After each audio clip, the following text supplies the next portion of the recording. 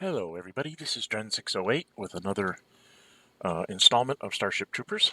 I have started up with a new opponent, and I get to play the Terrans, and he's going to play the aliens. So there'll be two sort of concurrent running streams as much as I can arrange to play, where I will play one set as the Terrans.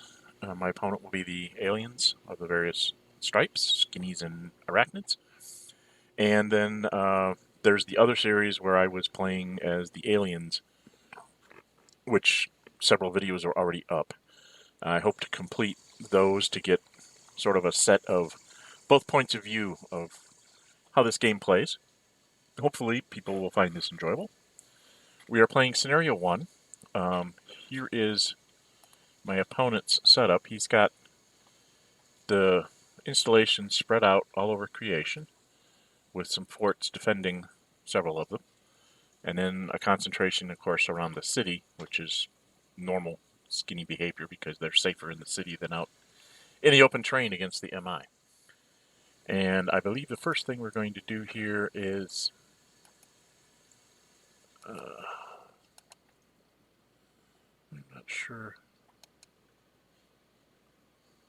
Oh, this is me assigning my items to my guys. Put HEs in them on some guys.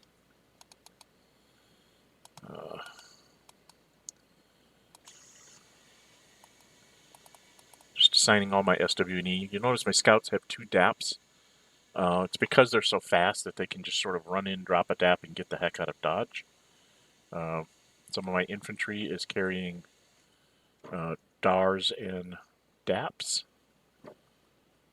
And I have the nuke on the on a regular trooper and on a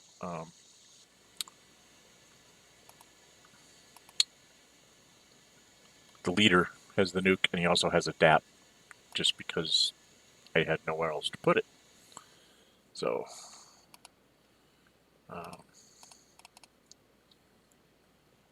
I take these guys and put them. I'm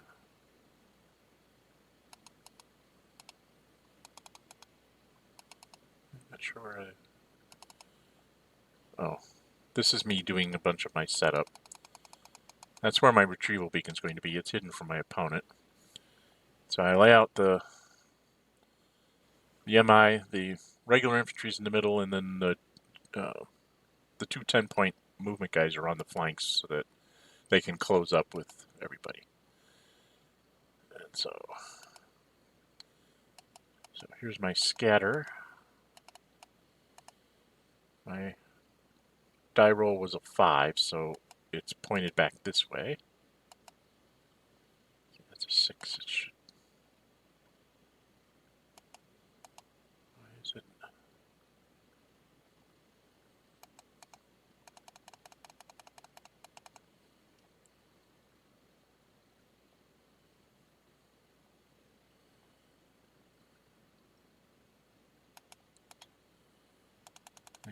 Anyway, that was my scatter.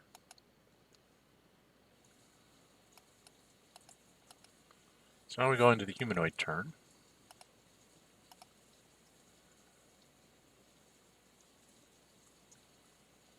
One of the things I had to note to him that in this module, I never really noticed before, but the beam weapons are listed as having 986 movement points.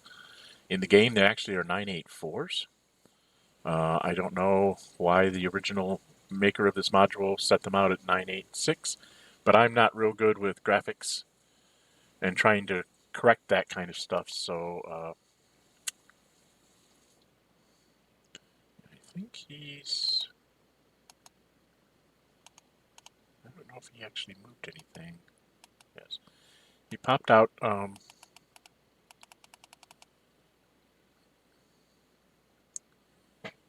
this guy to do a shoot. He's going to shoot at the scout. And a 3 on the 4-1. Where's this? Was heavy damage.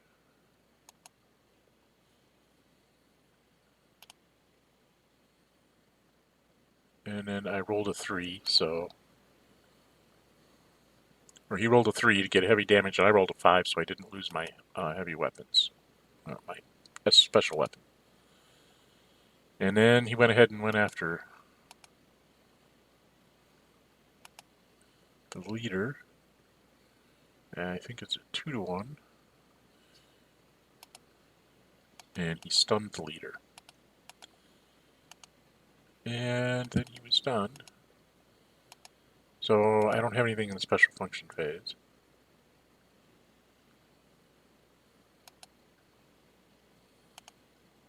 So I moved.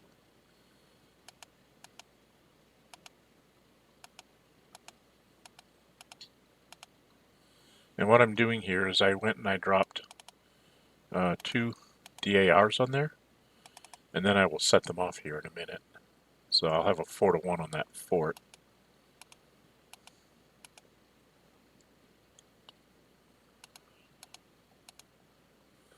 And I rolled a 3 on the 4-to-1. Just got to go to the Terran attack. And that is a disrupted.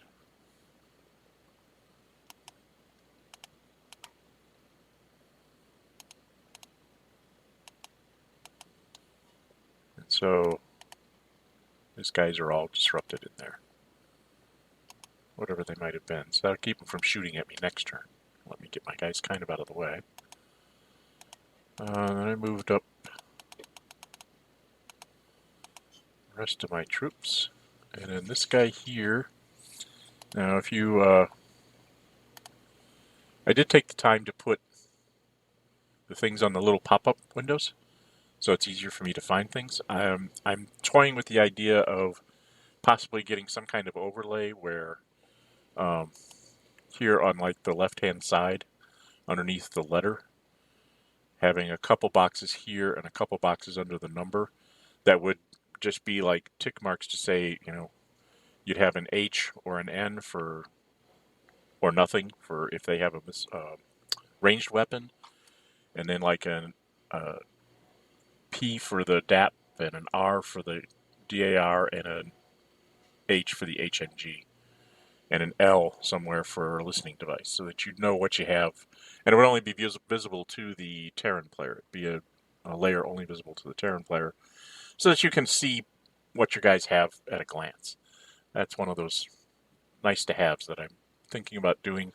Although I'm not sure I'm going to keep modifying this module because it's very, very difficult with all the bells and whistles he has in here.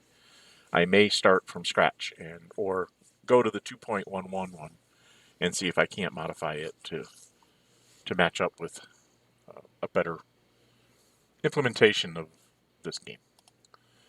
That being said, so this guy and this guy each had HEs, so we...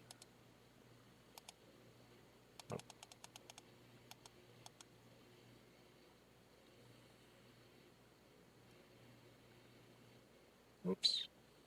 I missed something here. What happened?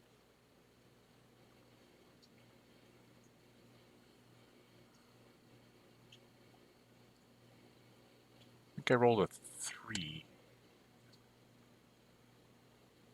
on that fort, which at 2-to-1 is not.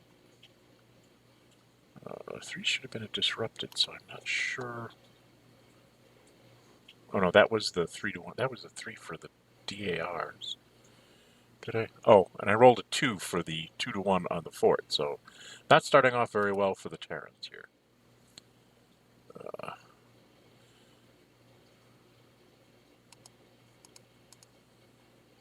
Didn't have any close, so we're in extended jump phase.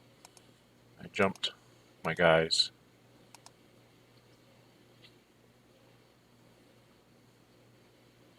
Why do we have it disrupted on that? I think I got that. I'm not real sure why we have it disrupted on that, but we do for some reason.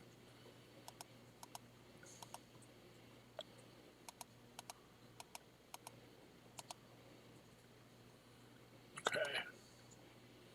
So, I got to see what these things are. This was an actual installation. This was a decoy. The important thing about this, there's 6 installations and 4 decoys.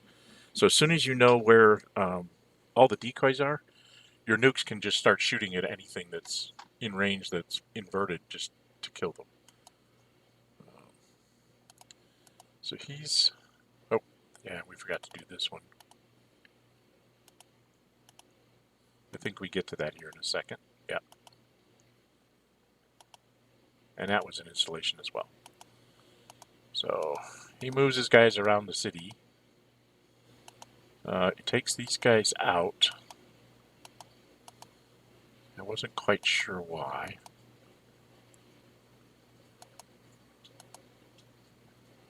So now we're into turn 3. So I'm going to go ahead and move on to that one. And I go move on to this one. I'm just trying to figure out where everything is. This guy goes 1, 2. And if you check this guy, he has a DAP and a DAR. So if I remember right, I dropped the DAP and moved out to see what it was. That way I could move back in with a DAR if it's like a heavy weapon or something. And it turned out to be 3 workers. So I rolled a 3, a 2, and a 4, so I killed them all. So that's 3 points against me. And I just moved on. This guy went 1, 2, 3, 4. The scout jumped on this, dropped both his DAPs there because I was afraid of losing him altogether. I wanted to get his ordnance out, so that's only 24. I rolled a 2, so I did absolutely nothing. Platoon leader moved up 2, 3, 4, 5. This guy ran over here, taking a chance on seeing what those are, and I think I was done with my movement at this point, so now I got to see things. There's another decoy. So I know where 2 of them are. This one was another decoy, so I've gotten 3 decoys out of the way. And then this one was an installation. So then that gave me... Oh. This guy has... again, he has an HE, so he goes ahead and just takes a 1-to-1 shot here, hoping to get a disrupt on that fort to keep those guys honest. And I rolled a 6, so that's what I got. I got my disrupted because it's -1 for being in the mountain. So 1-to-1, 6 -1 is a 5, which is a disrupted. I couldn't eliminate him, but at least I got him disrupted, so he can't actually interfere with me during his turn, which means in my next turn I will finish my... I can finish my turn on that space and eliminate that one and just run away.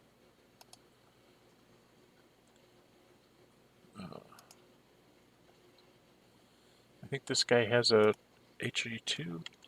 Yeah. So he just goes ahead and fires blindly at the guy adjacent to him in the city. Turns out to be another worker, so another minus against me. Right now it's -4 to 0. I haven't destroyed anything yet. He also has a ranged weapon, and I actually had a worker this time, so it's 3-to-1 -1. I rolled a 4, which became a 3, so I also got was a disrupted. And then I fired. I said, I need to get rid of that missile unit. Come on, there it is.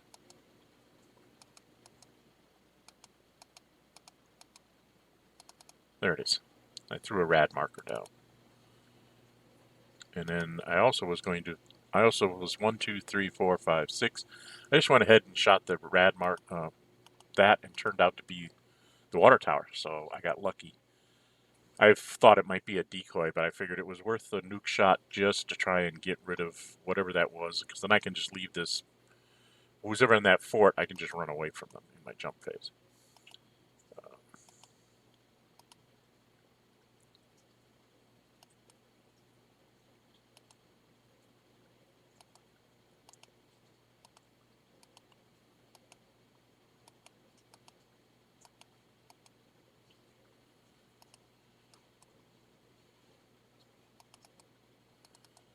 So I've gotten several of those installations now. All I have to do is clean up the stuff that's in the back, and he's moving all his guys back there. His beam weapon popped up, did a 1-to-1 on me, got a 4, so he was stunning me again. Did he get a light damage on that? 1-to-1. Oops, wrong table. 1-to-1. He rolled a 4, so he just got a stun. I didn't even have to roll. And then he rolled a 5 for this thing. I'm not sure exactly what he's attacking. He attacked the scout and got a wounded in action. We are playing with the advanced rules where damages stack. So he got another heavy damage on me with a 5.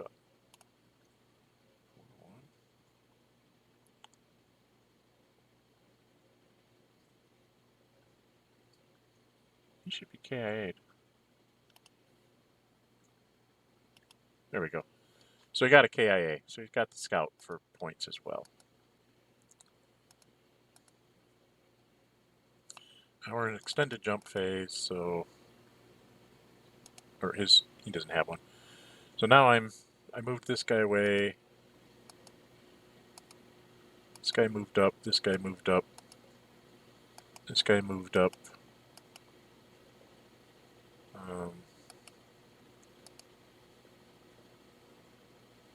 Moving guys up here to try and thinking I might have to rescue my leader as well. And now we're in ranged weapons attack. We fired there, rolled a 1, and then I fired there.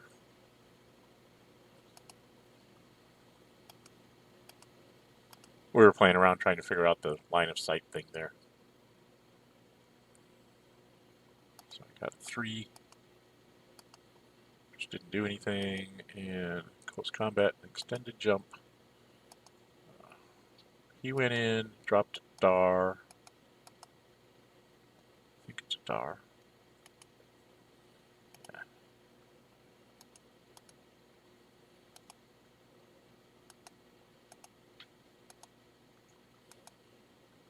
Dar and DAP for 30. So it's going to be a 3-to-1 on the fort when I leave, which should be going off right here. And I rolled a 6. 3-to-1 on a 6 is not good for him because that's an eliminated. So I managed to blow up that fort and the units that were in it.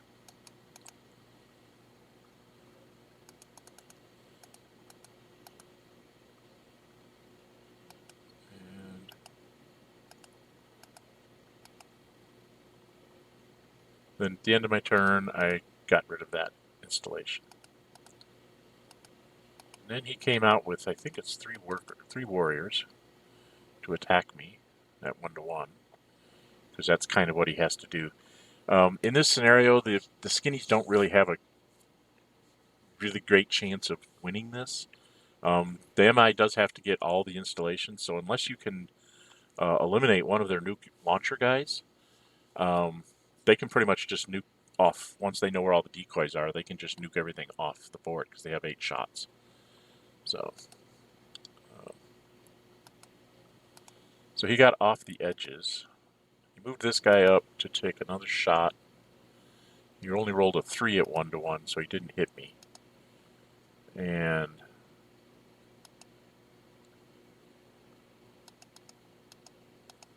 so now we're into... why did he roll a 5? I'm not sure what that die roll is for. Oh, close combat over here. That's what that is. That's this over here. I totally forgot. I think we both forgot about that. So he got a 1-to-1. The 5 is light damage, so I did have to roll for SWD. I don't even remember if this guy has anything left. He does have an HE launcher, so it was important that I didn't lose it.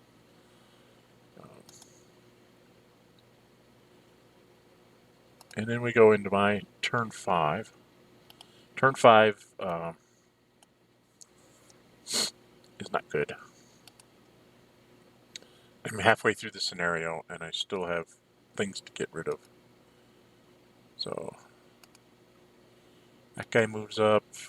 These guys are going out here to try and take care of things.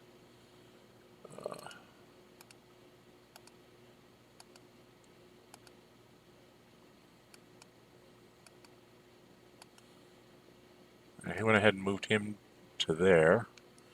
At the end of my movement phase, I got to see what that was. And it's the last decoy. So now I know where the last 2 installations are. So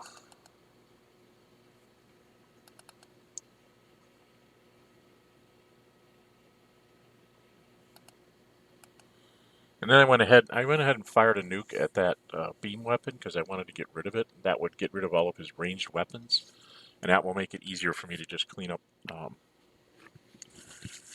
the rest of the skinnies here.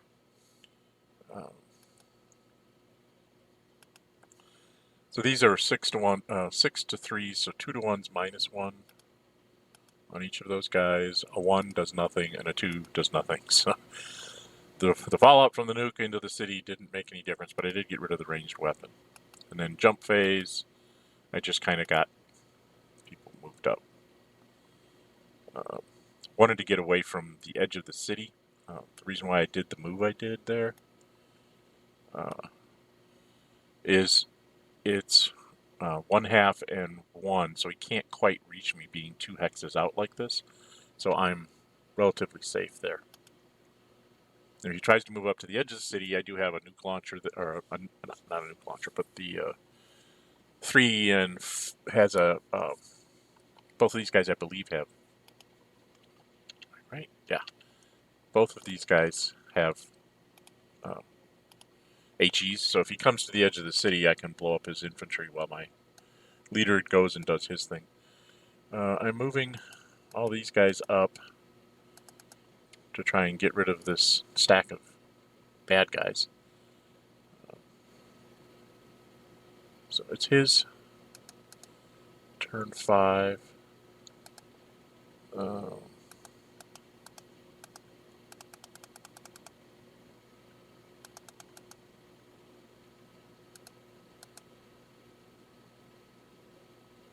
He rolled a 2 out here on his 1-to-1, so he failed to get me. So that's going to spell the end of there. I don't know why those guys are all face up. So 1, 2, 3, 4, 5. He moves there.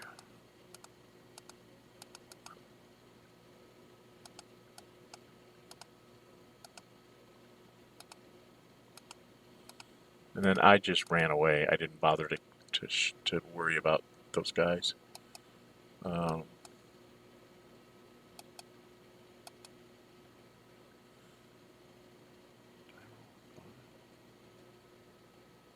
Oh, this is me attacking this stack out here. So, and I managed to roll high on all 3 dice. So I just got rid of them with 1 launcher. I could have moved another guy out there and had 2 launchers. It'd be 6-to-1s and pretty much guarantee getting them all. But I wasn't really worried about them because they can't run as fast as I can. And then, of course, I go ahead and nuke that one and then jump away where I'm safe and can still nuke him next turn. And then following turn I'll run away. And you see me, I'm just closing in on the datum point of where my beacon is supposed to come down.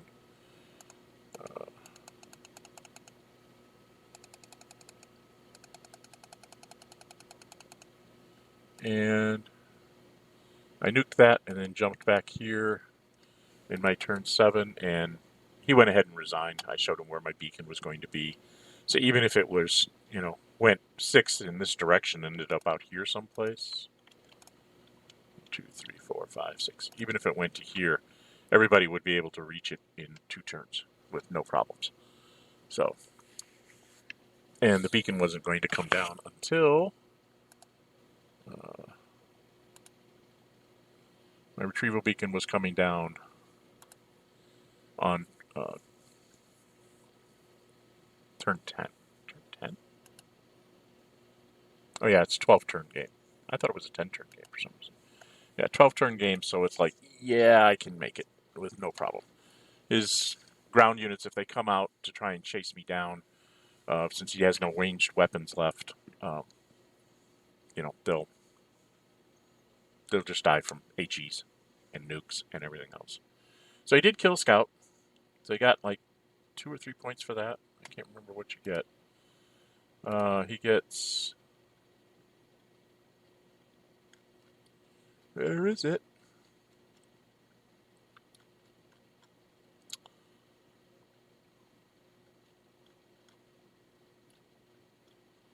So the Scout, he got 3 points for the Scout, and then I was also -4 for workers.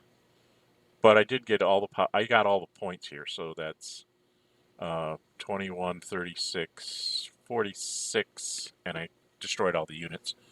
Plus a few points for the warriors and some points for the...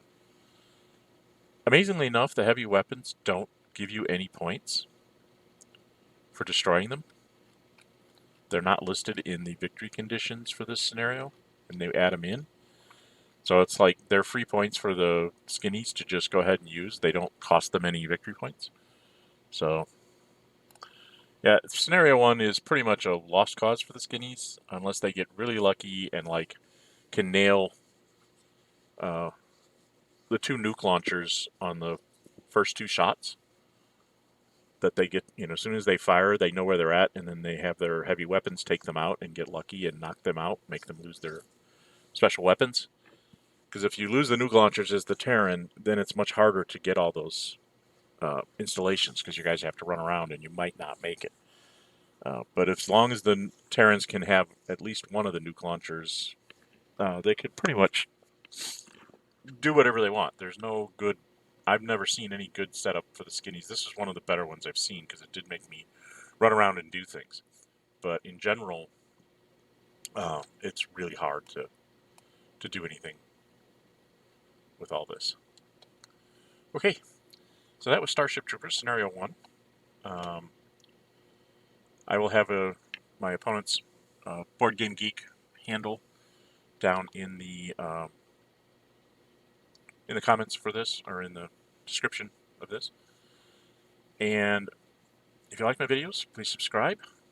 Hit the like button so that other people searching for videos on Starship Troopers will find them in the YouTube algorithms. And until we meet again, stay safe and bye-bye.